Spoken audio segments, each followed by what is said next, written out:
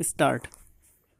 माननीय सभापति जी, महिला आयोग विधेयक जो नई सरकार के द्वारा लाया गया है, मैं इसका बहुत स्वागत करती हूँ।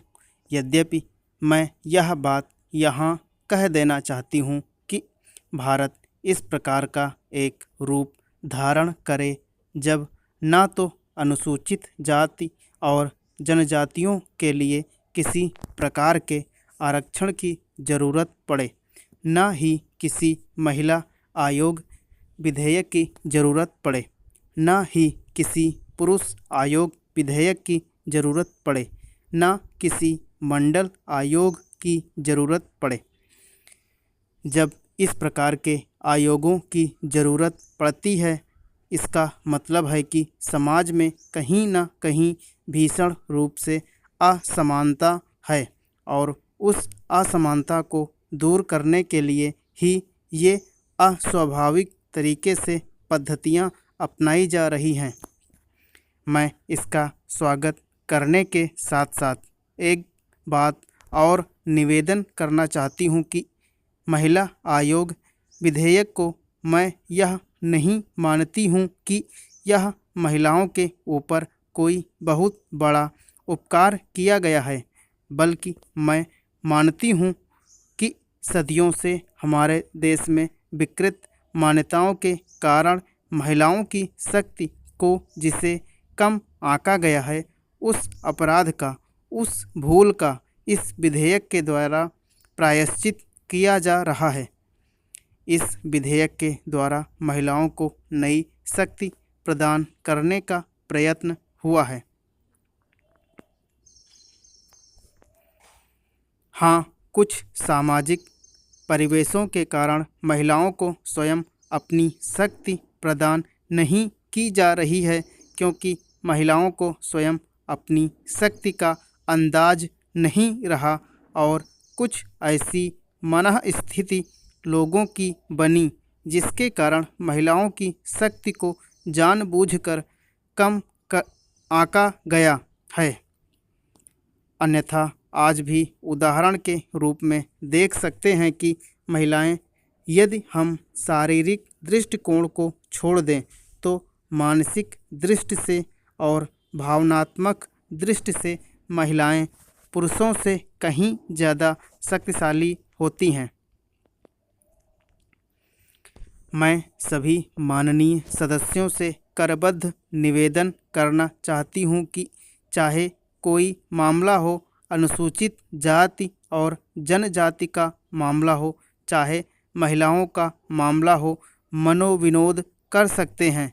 सदन की परिपाटी में मनोविनोद शामिल है और उसका सम्मान भी है, लेकिन मनोविनोद इस सीमा तक न ले जाएं जिससे किसी विषय की गंभीरता कम हो जाए।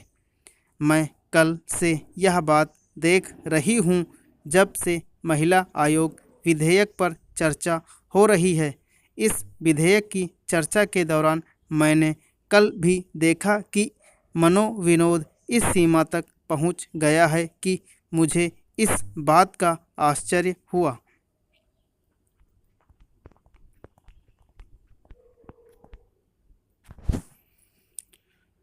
माननीय सदस्य इस सदन के अंदर उपस्थित हैं, वे बीच बीच में इस प्रकार के मनोविनोद, हास्य, परिहास से क्या सिद्ध करना चाहते हैं?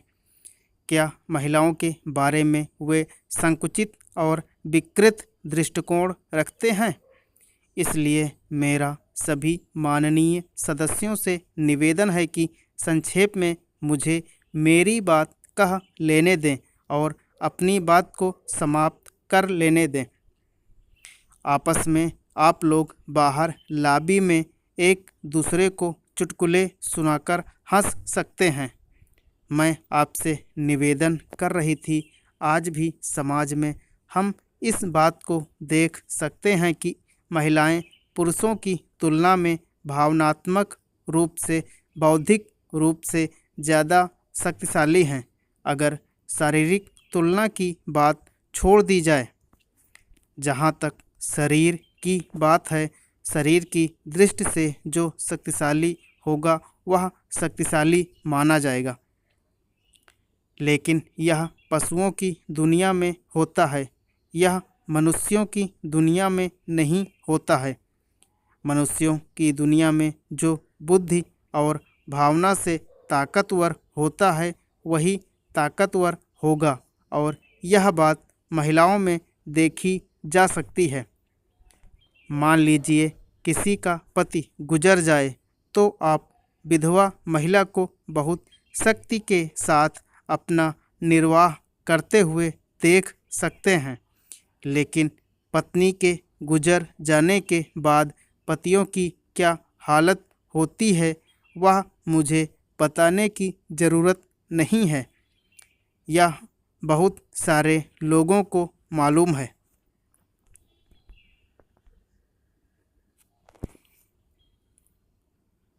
कुछ बातें ऐसी होती हैं जैसे दवाई घर में सिर दर्द, कैंसर और बुखार आदि की दवाएं दी जाती हैं, लेकिन दवाई बेचने वाले के लिए यह ज़रूरी नहीं होता कि उसने स्वयं भी उन बीमारियों को भुगता हो। इसकी उसके लिए आवश्यकता नहीं होती है। मैं आपके सामने उल्लेख कर रही थी कि इस विधेयक के माध्यम से महिलाओं को यह अवसर प्रदान किया जा रहा है कि वे अपनी शक्ति का अनुभव करें, जो शक्ति उनके अंदर निहित है। आप लोग यह मानते हैं कि इस विधेयक के आने के बाद भी महिलाओं को तब तक लाभ नहीं होगा जब तक गांव में रहने वाली अनपढ़ महिलाओं को, जिनको यह जानकारी भी नहीं हो पाएगी कि हमारे बारे में भी इस तरह का कोई विधेयक संसद में लाया गया है।